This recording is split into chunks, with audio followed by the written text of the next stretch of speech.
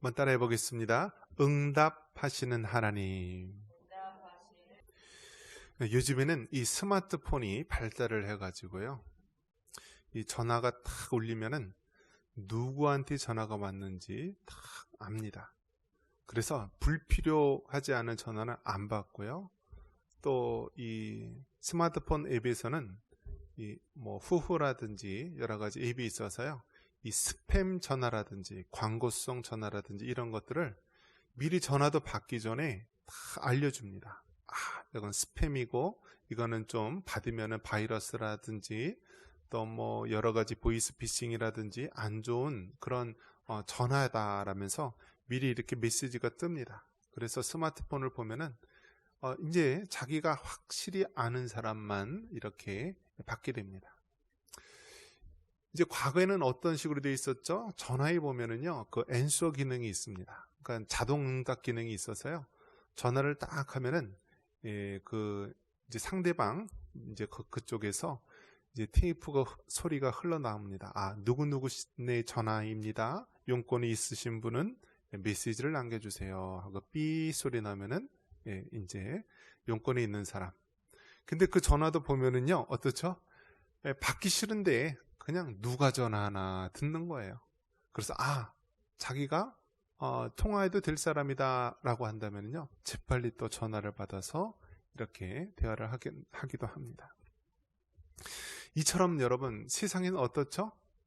자기에게 필요하고 자기에게 이익이 되고 자기에게 원하는 사람을 이렇게 전화를 받고 대답을 해주고 그렇게 응답을 해줍니다.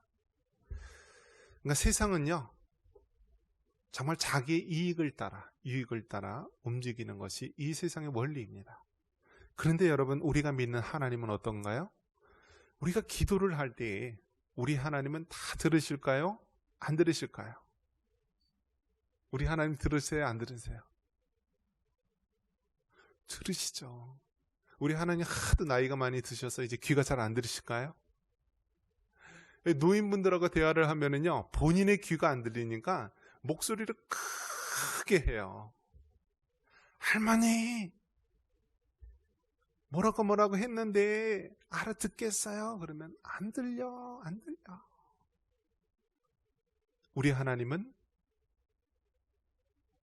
우리가 아무리 작은 목소리로, 심지어는 입술로 고백하지 않고 마음으로 우리가 하나님 앞에 고백하는 그 조그마한 기도의 제목에도 우리 하나님은 응답하시는 하나님이십니다.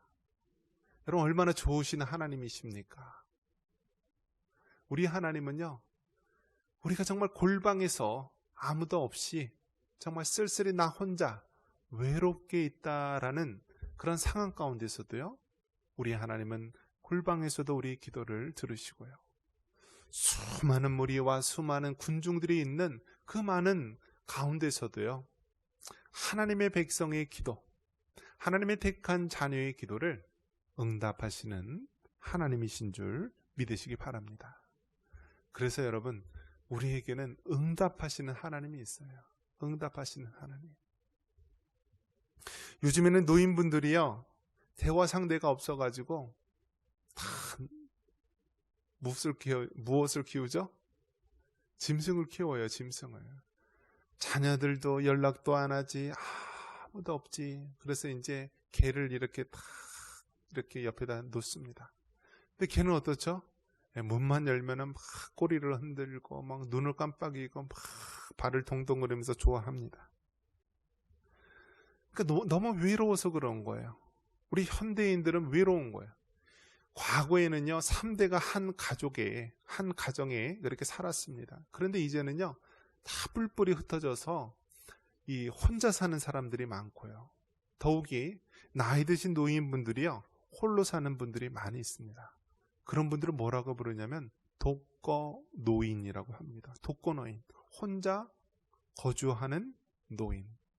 자녀가 없어서 홀로 사는 노인도 있을 거고요. 혹은 다 자녀가 있음에도 불구하고 거의 연락을 안 하기 때문에 홀로 생활하는 노인들이 있습니다. 그래서 이 독거노인들 보면은요, 너무나 외로운 거예요. 외로워요. 우리가 예수님을 믿고 하나님 안에서 신앙을 갖는다는 것이 얼마나 귀하고 소중한지 모릅니다. 우리 예수님 믿는 사람들은 어떻죠? 많은 사람들이 있으면 하나님 앞에 예배하고 전도하고 또 즐겁게 교제할 수가 있고요. 또 혼자 있으면 어떻게 해요? 기도할 수 있잖아요. 하나님 앞에 기도할 수 있잖아요.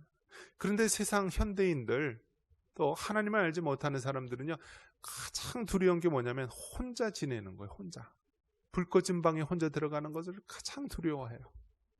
하지만 우리 예수님 믿는 사람은 응답하시는 하나님이 계시기에 우리는 절대 외롭거나 홀로가 아니다는 사실 여러분 기억하시기 바랍니다. 오늘 읽은 시편 20편은 다윗의 시입니다. 1절에 뭐라고 얘기하고 있습니까? 우리 1절 말씀 같이 한번 읽어보겠습니다.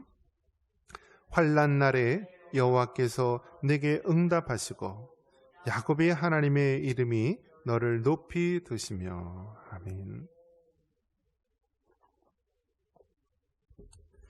시편 20편은 다윗의 시입니다. 여기서 보면 환난 날에 여호와께서 네게 응답하시고 라고 말합니다. 이 20편 9절까지 나오고 있는데요, 여기서 응답이란 말이 3차례나 나오고 있습니다. 1절에도 네게 응답하시고, 또 6절에도 그에게 응답하시리로다, 또 마지막 9절에도 우리에게 응답하소서 하면서 응답이란 말이 계속해서 나오고 있습니다. 즉 우리가 믿는 하나님, 우리가 섬기는 하나님은 응답하시는 하나님이십니다. 하나님은 택한 자기의 백성, 그 기도와 그 간구에 응답하시는 하나님이시라는 것입니다. 다윗은 여러분 정말 위대해서 그렇게 성경에 가장 많이 언급되는 인물일까요? 하나님께서는요, 왜 다윗을 그토록 전쟁의 위기에서 또 원수들의 그 위기에서 다윗을 구원하고 다윗을 살렸을까요? 하나님께서는 다윗을 향한 하나님의 구원의 계획이 있으셨기 때문입니다. 하나님께서는 다윗 나라를, 다윗 왕국을 세우시고요, 이 다윗 왕국을 통하여서 이스라엘 백성을 구원하고 장차 온 인류의 구원자가 되시는 그 메시아 예수님을 오시는 그러한 구원의 통로로 사용하신 것입니다. 그래서 여러분, 다윗이 뭔가 대단하고 다윗이 우리와 성정이 다르고 다윗은 죄가 하나도 없기 때문에 그토록 하나님께서 이렇게 붙들고 사용하는 것이 아니라 다윗을 향한 하나님의 구원의 계획이 있기 때문에 하나님께서는 이 다윗을 들어 사용하시는 겁니다. 그래서 이 다윗도요, 자기 자신이 얼마나 죄인이고 얼마나 연약한지 압니다. 그렇기 때문에 다윗은 왕의 신분이었지만 백성들에게, 신하들에게, 주변 사람들에게 왕인 나를 위해서 기도해달라고 기도를 합니다.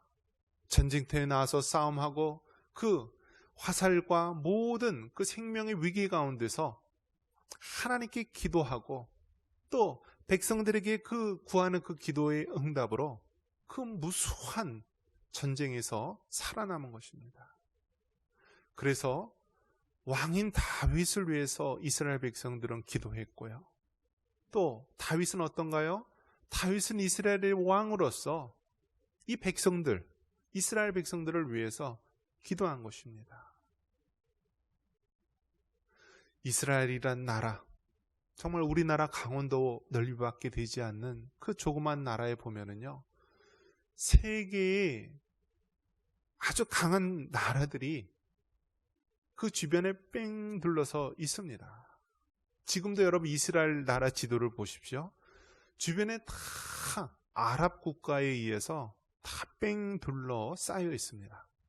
어떻게 강원도 넓이밖에 되지 않는 조그만 나라가 지금도 그 이슬람 그 강한 나라에 의해서 둘러싸여 있음에도 불구하고 그렇게 버텨낼 수 있을까요? 그것은 하나님의 놀라운 구원의 계획이 있기 때문입니다. 그래서 다윗의 때도 그랬고요, 지금도 마찬가지고 하나님께서는 자신의 백성, 자신의 그 택한 자들을요 끝까지 붙드시고 끝까지 구원하시고 끝까지 하나님의 뜻을 이루실 줄 믿습니다. 전쟁터에 나간 많은 사람들 이야기를 보면은요, 여러분, 전쟁을 잘하는 용사들은요, 총알을 피해 가나요? 아니면 총알이 자기를 피해 갈까요? 여기서 박낙원 집사님이 총으로 탕 쏘면 집사님이 이 총알을 탁 피해서 피할 수 있을까요? 못 피하죠. 총알이 얼마나 빠릅니까? 눈 깜빡할 사이에 벌써 다가오는데요. 그러니까 전쟁에서 이렇게 이야기를 보면은요, 그 총알이고 뭐 포탄이고 빗발치게 이렇게 오는데 그게 다 피해간다라는 거예요. 어떻게 이게 가능해요? 하나님이 살려주셔야만 하나님이 살아날 수 있는 거예요. 하나님이 살아날 수 있는 거예요. 하나님의 백성은 아무리 빗발치는 총알 속에서도 그 생명의 위기 가운데서도 하나님께서 살리시겠다, 하나님께서 마침내 구원하시겠다 하면은요, 아무리 생명의 위기 가운데서도 구원하시고 살리시는 하나님이십니다. 그것을 알기 때문에 다윗은 이스라엘 백성들에게 왕인 나를 위해서 기도해 달라고 백성들에게 말합니다. 그리고 왕인 다윗은 그 백성들을 향하여서 하나님, 이 백성들을 권하여 주시옵소서.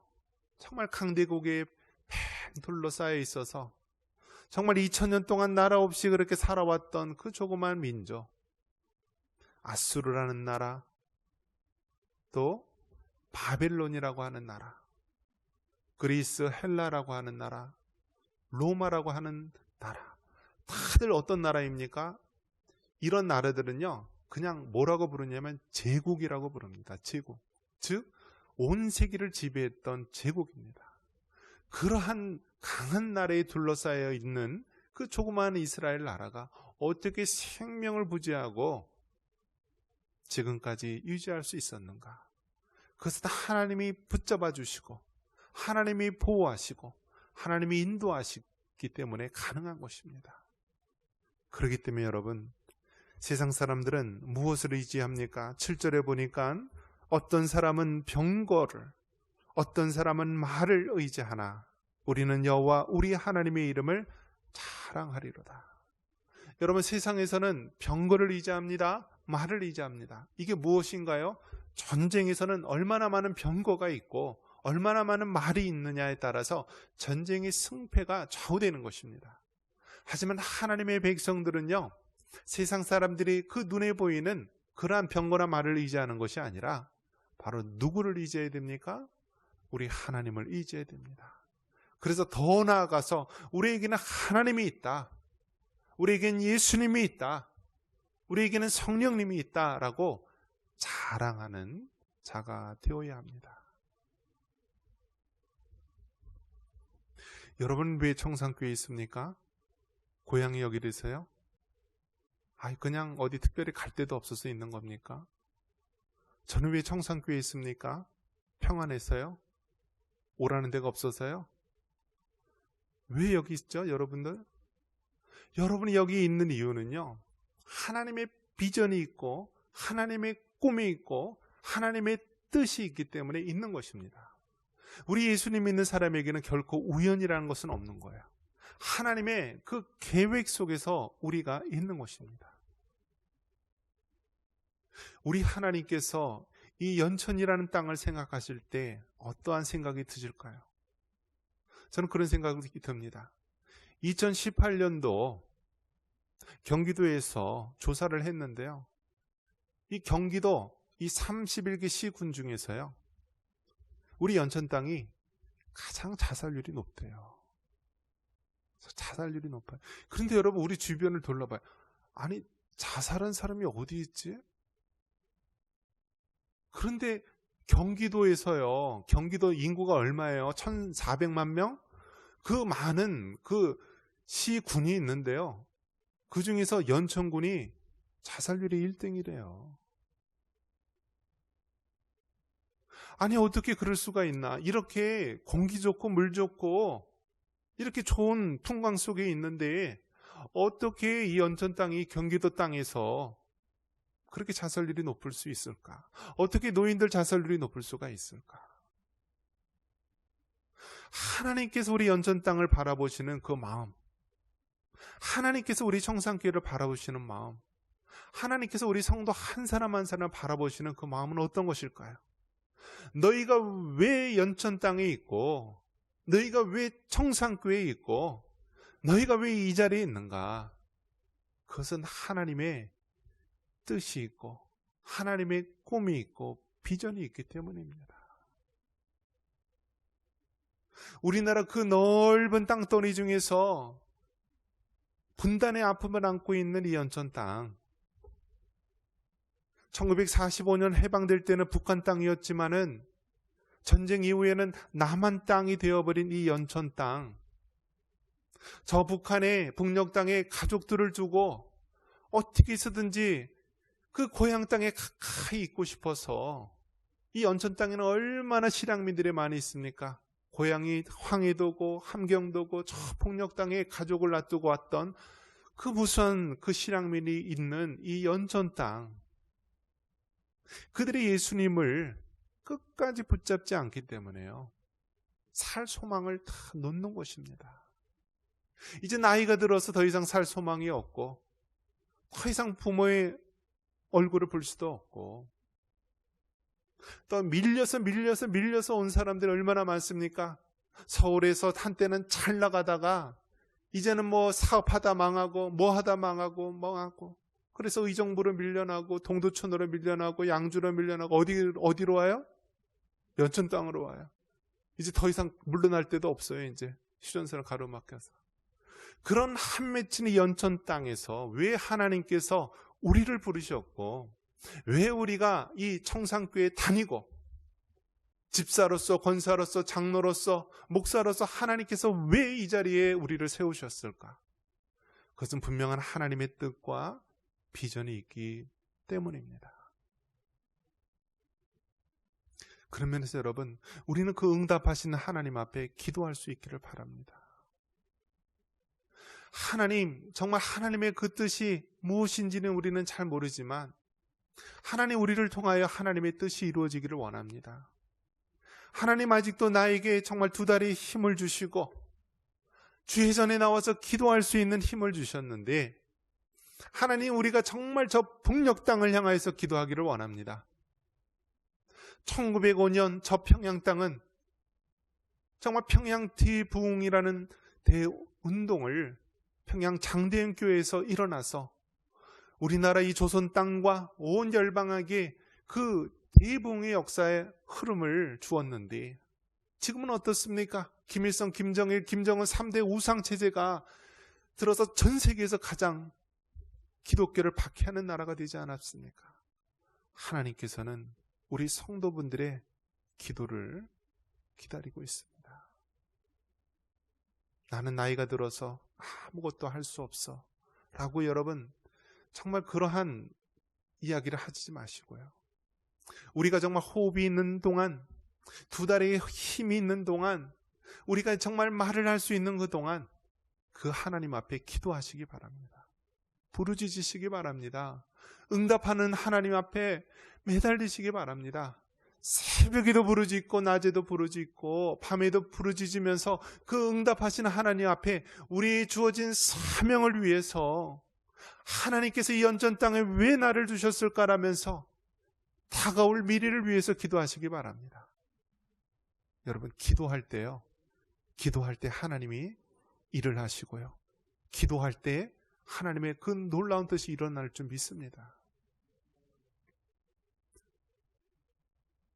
1990년에 어떻습니까? 독일이라는 나라가요, 여러분, 동독과 서독이 나뉘어져 있었는데요, 얼마나 기도를 많이 했습니까? 다 동독도 그렇고 서독도 그렇고 다 독일, 마틴 루터가 종교개혁을 했던 그 나라 아닙니까? 얼마나 많은 기독교인들이 기도했겠습니까?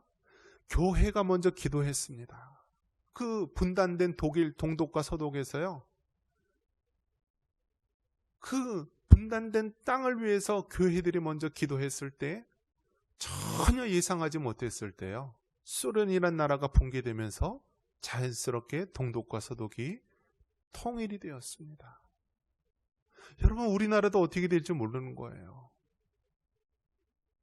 강대국에 의해서 우리나라가 원치 않았는데 분단이 되었지만 이 땅에 세워진 하나님의 교회가 기도할 때 하나님께서는 반드시 이 땅에 통일을 이루시고요.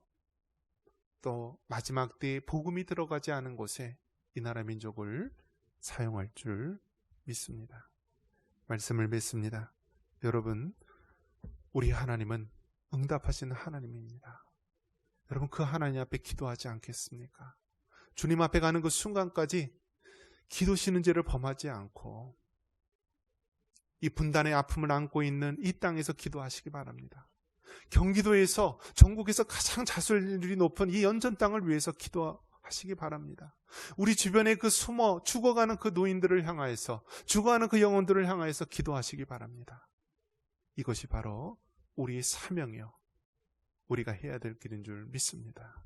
이러한 은혜가 있기를 주님의 이름으로 축원합니다.